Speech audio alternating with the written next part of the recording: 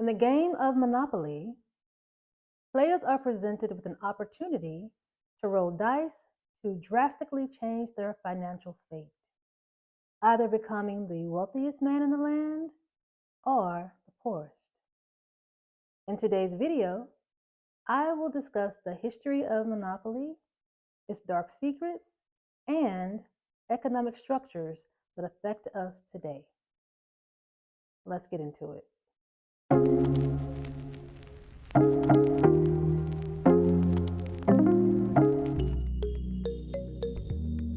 So Monopoly is an economics-themed board game in which multiple players who start on equal ground roll 2 dice to determine how many spaces they move around the board. Along the way, buying and trading properties and developing them into houses and hotels. The player's goal is to collect rent from the others and to eventually drive them into bankruptcy. Also, money can be gained or lost through chance and community chess squares and taxes. And if a player lands in jail, they either have to pay a $50 fee, roll a double, or use a get out of jail free card if they have one. And depending on your standings in the game, sometimes it's best or safer to stay in jail a round or two. And every time a player makes a complete round around the board and passes go, they get paid a salary to add back to their bank accounts. Since its introduction in 1935, the game has hundreds of different editions, spin-offs, and related media. It has been licensed locally in more than 103 countries, printed in more than 37 counties, and has sold over 275 million copies worldwide.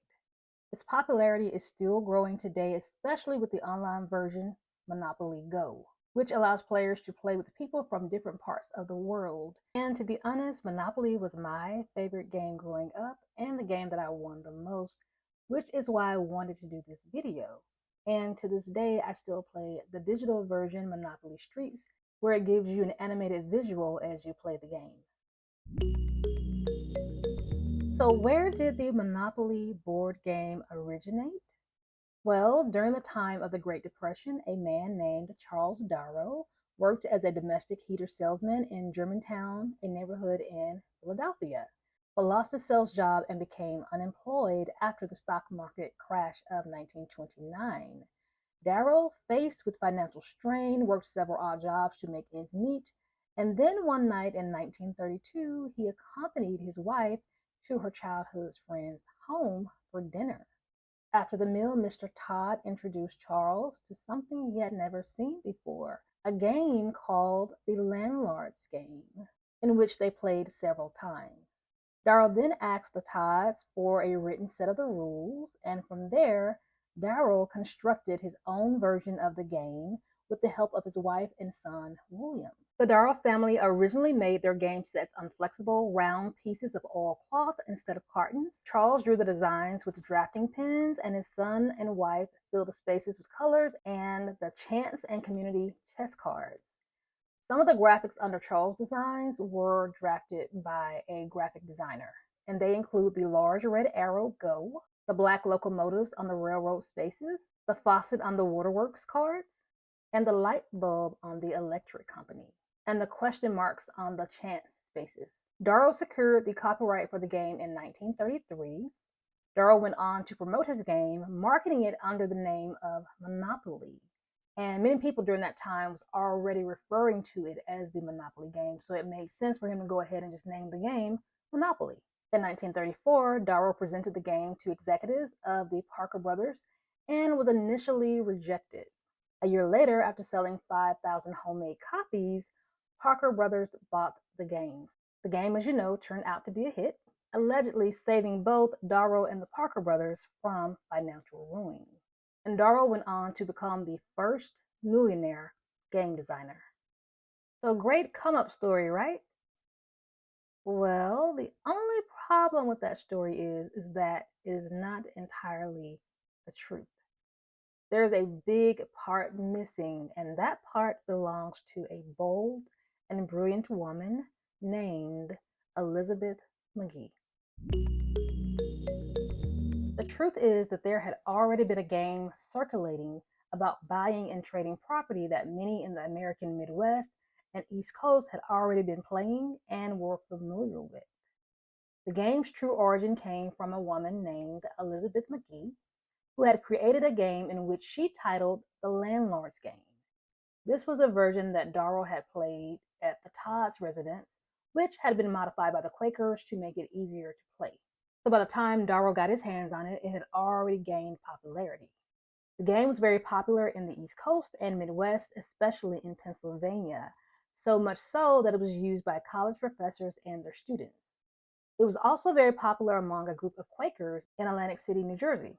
Elizabeth McGee, also known as Lizzie McGee, created the Landlord's Game in 1903 to demonstrate that an economy that rewards individuals is better than one where monopolies hold all the wealth, and to promote theories of Henry George as it pertained to his ideas about taxation. She actually designed the game as a protest against big monopolists of her time, people like Andrew Carnegie and John D. Rockefeller. She created two sets of rules for her game: an anti-monopolist set in which all were rewarded when wealth was created, and a monopolist set in which the goal was to create monopolies and crush opponents. Her dualistic approach was a teaching tool meant to demonstrate that the first set of rules were morally superior. So, who was Elizabeth McGee? Well, she was no ordinary woman and a unicorn of her time. She was born in 1886, the year after the Civil War and Abraham Lincoln's assassination. Her father, James McGee, was a newspaper publisher and abolitionist who accompanied Lincoln as he traveled around Illinois in the late 1850s, debating politics with Stephen Douglas. It was said that McGee admired her father and his work and looked up to him, and because her father was part owner of a newspaper called the Canton Register, her father introduced journalism to her at a young age. Her father had gained a reputation as a stump speaker, someone who spoke their mind to the general public. It was said that the spark of Elizabeth coming up with the Landlord's Game came about when her father showed her a copy of Henry George's best-selling book, Progress of Poverty. So George was a charismatic politician and economist who believed that individuals should own 100% of what they made or created, but that everything found in nature, particularly land, should belong to everyone.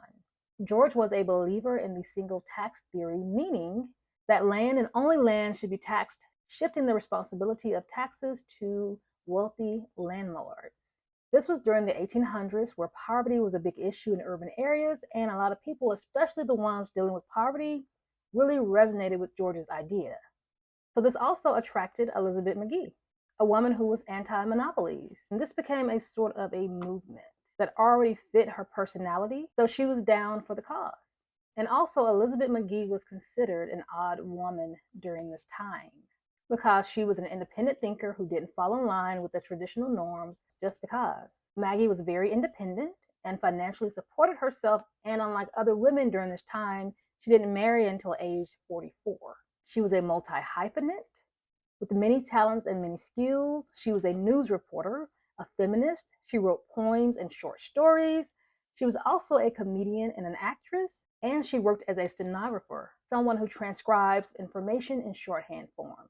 She also once published an ad to auction herself off as a young woman American slave to make the point that only white men were truly free.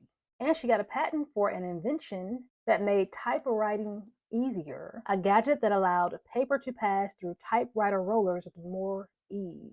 Maggie's game featured a path that allowed players to circle the board, in contrast to the linear path design used by many games during that time. So like I said, this is someone who had a critical way of thinking and was not afraid to question the status quo. So I'm not surprised that she came up with a game like this. And even with all of these jobs and skills and talents, she was still able to work on and construct the Landlord's Game after she got off work in the evenings. Maggie took out a patent on her game in 1904. The Landlord's Game was self-published beginning in 1906. After this, several variant board games based on her concept were developed from 1906 through the 1930s. They involved both the process of buying land for its development and the sale of any underdeveloped property. Cardboard houses were added and rent increases were added, and McGee patented the game again in 1923. So going back to Darrow's version of the game, the Parker brothers bought the game's copyrights from Darrow, but when they found out that he was not the sole inventor of the game, they bought the rights to McGee's patent for $500. Now, after McGee found out about Darrow and the Parker brothers' version of her game, in interviews conducted in 1936 with the Washington Post and the Evening Star, she expressed anger at Darrow's appropriation of her idea. She even held up her own game boards in front of a photographer to prove that she was the game's true creator. And during this time, she was elderly. In 1948, McGee passed away a widow without children. Neither her headstone or her obituary mentions her role in the creation of Monopoly. So let's get into the dark history of Monopoly. Well, number one, what we just talked about, the stolen concept. The first obvious dark secret is that her game concept of capitalism and the buying and trading of property was stolen and she was not credited for it. For years, the story of Darrow, this unemployed man who had just lost his job, who was going through adversity, who was sitting in his basement just racking his brains, thought of this brilliant idea, but that was not the full truth. He took her concept and he modified it. Now, some would say that because he modified it, that it was a different game because he made it his own. But I say she laid the groundwork and the foundation. She came up with the idea, the structure, the concept of trading and buying land. And of course, it's easy for someone to take an idea and tweak it versus coming up with it from scratch. And he didn't think of his version until after he saw her version. And the least he could have done was given her credit. But instead, he ended up becoming a millionaire. And somehow, some way, the Parker brothers struck a deal with McGee in which she only ended up leaving the deal with $500. So to put it in context, in the 1930s, $500 was equivalent to about $9,000. And for the fact that she made the game to oppose monopolies, it's ironic that in this situation, Darrow ended up taking her idea and doing the very thing, making a monopoly, doing the very thing that she was against, the very reason and purpose for her making this game. So how did we find out about McGee? Well, so for years we only knew the Charles Darrow and his story as it pertained to the popular board game, and somehow McGee's history got lost. It wasn't until an inventor by the name of Ralph Anspach, who was also an economics professor, exposed McGee's patent and involvement with the game. He uncovered it by accident in 1973 after research that he began doing due to a legal battle against the Parker brothers. Ralph was being sued by the Parker brothers over an anti-monopoly game he created. He referred to his pursuit of the truth as the monopoly lie. In a deposition for the case, Robert Barton, the Parker brothers president who oversaw the monopoly deal, called McGee's game completely worthless and said that Parker brothers had published a small run of her games merely just to make her happy. In 1979, Anspach finally prevailed in the Ninth U.S. Circuit Court of Appeals in California, where the case was dismissed. The court determined that the trademark monopoly was generic and therefore unenforceable. The Parker brothers then pushed the trademark case to the Supreme Court. Months later, Congress passed a statute amending the Trademark Act to protect long-standing marks against generic claims. Now, the anti-monopoly game was exempt from the rule. However, years later, after losing thousands of games and ability to sell this product, Anspach reached a settlement with Hasbro, and as we know, the Parker brothers were bought out by Hasbro. And today, Anspach markets the anti-monopoly game under a license from the company. Now, in the deal, Anspach stated that he kept the right to tell the truth about the origins of Monopoly, something that I have always insisted upon. That is a principle which is not for sale for me. Number two, the game exposes a history of racism and segregation. So the original game was based on locations in Atlantic City, New Jersey. So the names of the locations on the board were not random. The prices of the locations on the game also reflect the real estate values at that time during the 1930s. The prices were informed by segregation during that time. Atlantic Station was known as one of the gateways of the Great Migration in the early 20th century, and Atlantic Station was a way station for many African Americans leaving the oppressive South for better economic opportunities in the North. But unfortunately, racism was still dealt to them, but packaged in a different way. And it came through the form of housing and land. One of the ways to obtain wealth and sustainability is through property and land. And during this time, Black people were not allowed to do that. Just like the board game, economic statuses were divided into zones. In the 1930s Atlantic City, there were wealthy areas and exclusive areas. Exclusive, which was code word for no Black residents allowed. This would be areas like Boardwalk and Park Place on the board, which you know are the most expensive. And just like the lower cost squares on the board, Black people during this time lived in low cost areas like the Mediterranean and the Baltic avenues and were only welcomed as workers. But as you know, there's also a middle ground on the board as well, where a lot of Black businesses thrived, such as Kentucky Avenue and Illinois Avenue. There was also a Black beach at the end of Indiana Avenue, and diversity also thrived in locations such as Oriental Avenue. And I also want to mention the area Marvin Gardens. On the board game, it is spelled Marvingardens, but in actuality, Marvin is spelled Marven. So that was a long-standing mistake, but it is still a part of the game. And number three, Monopoly exposes corporate greed that leads to inflation. So it is said that the game is supposed to be about competition, a little bit of strategy, and a little bit of luck, and may the best man win.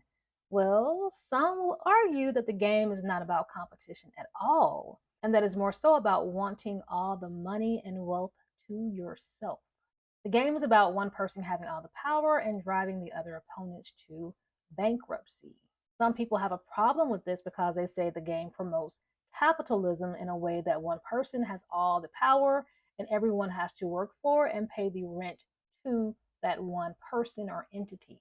If you relate it to corporate America, the CEOs and executives sit at the top and they make a lot of money, while the people at the bottom are often overworked, underpaid, and some living paycheck to paycheck. So I read a quote some years ago that stated that your boss will never pay you enough for you to move next door to them. I also feel like some of the corporate jobs don't really promote a healthy work-life balance.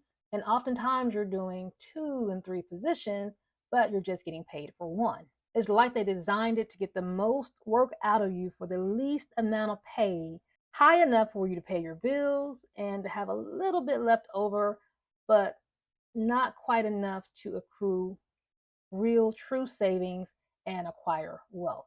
I even had a friend tell me that if you work in corporate America and you make a big purchase, for example, a house or a car, never let your boss know, because once they know that information, they know that you are dependent upon them paying you and that you need to pay that car or that house off.